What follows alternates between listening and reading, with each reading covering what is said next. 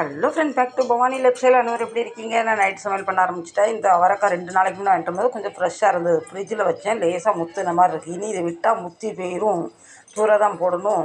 4 kilo 25 ரூபா கொடுத்து வாங்கியிருக்கணும். இப்போ சமையல் பண்ண ஆரம்பிச்சிட்டேன்.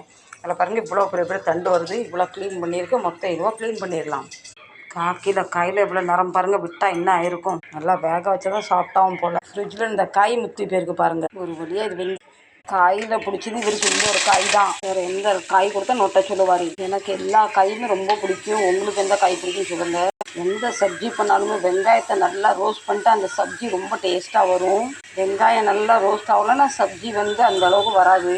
இந்த சப்ஜிக்கு தக்காளி கொஞ்சம் தூக்கலாக டேஸ்ட் ரொம்ப நல்லாயிருக்கும். தமிழ்நாட்டில் நான் நோட்டீஸ் பண்ணது, அது கம்பல்சரி குருமா வேணும். எந்த சப்ஜியை சாப்பிட்ருவோம். ஏன் நீங்கள் ஒரு தடவை வெந்தயக்கீரையும் சப்பாத்தி சாப்பிட்டு பாருங்கள், ரொம்ப டேஸ்ட்டாக இருக்கும்.